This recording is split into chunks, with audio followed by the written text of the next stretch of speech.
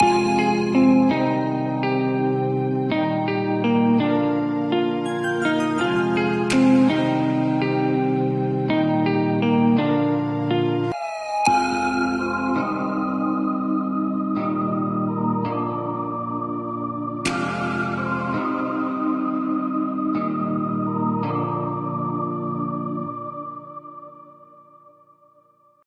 ma première question, c'est d'où vient l'idée de ce livre? Eh bien déjà, le sujet des prophètes m'a toujours passionnée. Et après des années de recherche et de découvertes qui m'ont fascinée, j'ai pensé que ça pouvait être intéressant de partager un peu les connaissances que j'avais acquises, surtout dans le but de susciter la réflexion des lecteurs, et particulièrement celle des jeunes générations, et d'éveiller leur curiosité par rapport à ce thème qui me paraît toujours d'actualité. Et dans ce livre, j'ai essayé de présenter les prophètes d'une manière un peu contemporaine, en racontant leur histoire de manière chronologique et en me basant sur un maximum d'éléments scientifiques, archéologiques et mythologiques. Alors justement, puisqu'on parle de science, quand on parle d'Adam et Ève, c'est votre premier prophète. Francis Collins a écrit, qui est un chercheur, tous les humains sont génétiquement identiques à 99,9%. Alors, comment faut-il lire le Coran à la lumière des découvertes scientifiques récentes? Est-ce que vous pouvez nous donner des exemples de sourates qui, quelque part, je dirais, sont des prévisions des découvertes scientifiques? Par rapport à Francis Collins, que vous citez, Francis Collins a écrit un livre qui s'appelle « De la génétique à Dieu ».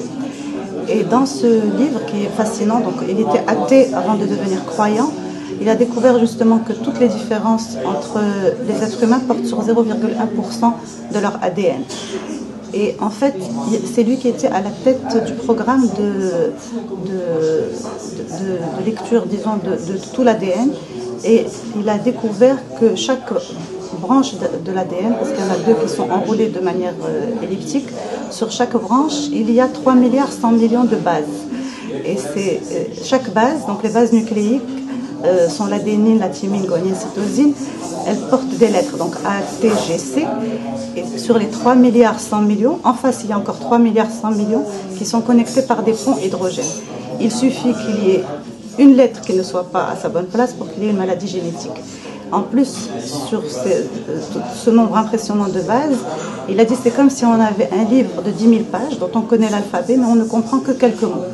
Et les quelques mots, ce sont les gènes qui codent pour les protéines, pour les yeux bleus, pour les maladies et tout ça, mais on ne connaît que très peu de ces gènes. Et en fait, la connexion avec le Coran, c'est quoi? C'est que dans le Coran, il est dit que le jour du jugement, chacun de nous va voir son livre étalé devant ses yeux. Et ce livre, on ne sait pas c'est quoi. Et dans le Coran encore, il est écrit à un moment que nos mains, nos pieds vont être témoins contre nous de tout ce que nous avons fait. Quand on sait aujourd'hui que les recherches portent sur la fabrication d'un ADN synthétique pour stocker des bases de données, et il est possible que dans un ADN synthétique on puisse mettre l'équivalent de toutes les données qu'il y a aujourd'hui dans les data centers. Donc on se dit peut-être que le livre que nous portons en nous justement et qui va témoigner de toutes nos actions, c'est l'ADN. Donc ça c'est une ouverture un peu sur ça. On voit que vous avez fait des études scientifiques et que vous êtes pharmacienne. Alors, Salomon, on connaît Salomon surtout parce que roi de justice, tout le monde connaît l'anecdote, mais qui connaît les pouvoirs sur les éléments et sur les animaux? N'était-il pas par ailleurs un navigateur et un constructeur? Est-ce que vous pouvez nous en dire plus? Oui, tout à fait, tout à fait. C'était dans une des prières qui est rapportée dans le Coran, Salomon a demandé à Dieu de lui donner un royaume à nul autre pareil, un royaume que personne n'aurait pu et ne pourrait jamais imaginer. Et en fait, c'est pour ça qu'il avait le pouvoir sur tous les éléments, le vent, les forces qu'on ne contrôle pas, qu'on ne voit pas, les esprits, comprendre les animaux. Et il comprenait parfaitement le langage de tous les animaux. Et dans le Coran, cette histoire avec les animaux est citée dans la sourate des fourmis. Il comprenait même le langage des fourmis. Pour le Coran, Jésus n'a pas été crucifié, mais élevé à Dieu. S'il n'est pas le Fils de Dieu, qu'est-il exactement? Pour les musulmans, ils ont surtout travaillé sur les évangiles apocryphes. Alors pourquoi? Ben, vous savez très bien que l'Église a retenu 4 évangiles canoniques, mais il y en a beaucoup d'autres qui n'ont pas été retenus.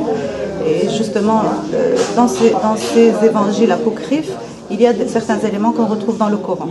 Ce n'est pas les musulmans, en quelque sorte, qui retiennent ça, c'est le Coran qui rapporte certains éléments qu'on retrouve dans les évangiles apocryphes. Et leur intérêt, justement, c'est par rapport à la nativité, par rapport à beaucoup d'éléments de la vie de Jésus qu'on peut ignorer. Mahomet, et qui est né le 20 août 570 sous le signe de l'éléphant. Il a une enfance avec une intervention curieuse de 2 hommes blancs qui auraient ouvert sa poitrine, et il a rencontré Gabriel qui lui a inspiré le Coran. Est-ce que vous pouvez nous en dire plus? Oui, ben dans son enfance, il était avec son frère de lait, donc dans le désert, et à un moment, son frère de lait est parti en courant chez sa mère, donc Halima qui allaitait le prophète, en pleurant, en disant: il y a des hommes qui ont ouvert la poitrine à mon frère Mohammed. Et la maman et le papa sont partis en courant et ils ont trouvé Mohammed sain et sauf, il n'avait aucune cicatrice sur son corps. Et il a rapporté exactement le même récit que son frère, comme quoi 2 personnes habillées en blanc lui ont ouvert la poitrine, ils ont sorti son cœur, ils ont cherché quelque chose dedans, ils ont trouvé un petit caillou noir, ils l'ont enlevé, ils ont lavé son cœur dans une bassine avec de la glace, et ils lui ont remis le cœur en place, et voilà. Et donc, en fait, c'est pour dire que depuis ce jour-là, son cœur a été lavé de tout péché. Symboliquement. Et donc, c'est à cette condition qu'il a pu, plus tard, recevoir les révélations. Parce qu'il était vierge de toute connaissance de textes sacrés antérieurs. Et c'est pour ça que les musulmans comparent souvent Mohammed à Marie, et non pas à Jésus. Parce qu'il a porté la parole divine, il l'a transmise aux hommes, et cette transmission s'est faite dans la douleur autant qu'un accouchement. Oui, et d'ailleurs, cette méconnaissance des textes sacrés s'exerce la première fois quand il est contacté par Gabriel. Gabriel lui dit: lis avec toutes les significations différentes du mot musulman, alors que lui avait manqué de culture. Et donc il lui a intimé l'ordre de lire, et lire tout ce qu'on peut lire en fait, et lire notamment la nature.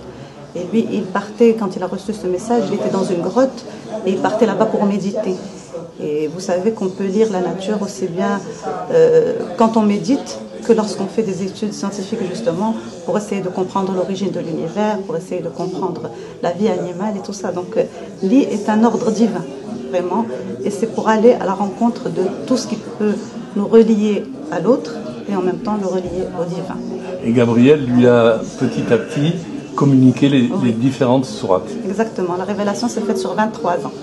Ah oui, d'accord. Oui. Et presque une durée d'études universitaires. Exactement. Alors, on va finir parce qu'on n'a pas le temps de parler des 25. Il faut absolument lire votre livre avec les 25 prophètes. Mais parmi ces 25 prophètes, quels sont, d'après vous, ceux qui, quelque part, sont le plus en interaction entre le monde musulman et le monde chrétien? Le monde chrétien en particulier. Oui. La Bible et le Coran, quelles sont les meilleures interactions? Disons que le prophète le plus cité dans le Coran, c'est Moïse. Ça, on ne le sait pas toujours, mais le plus cité, c'est Moïse. Et beaucoup de passages, en fait, dans le Coran, racontent les histoires des prophètes de manière enchevêtrée et d'une façon à ce qu'on comprenne que leurs messages sont connectés, justement. Et parfois, leurs messages se répondent, la manière dont ils s'adressent à leur peuple sont identiques. Donc, beaucoup de passages dans le Coran montrent justement cette interconnexion entre le message de l'islam et les autres messages antérieurs. Eh bien, on a fait le tour de votre ouvrage qui a 600 pages en 9 minutes et c'est extraordinaire. Merci beaucoup. En tout cas, bravo pour cet ouvrage. Merci d'avoir répondu à nos questions.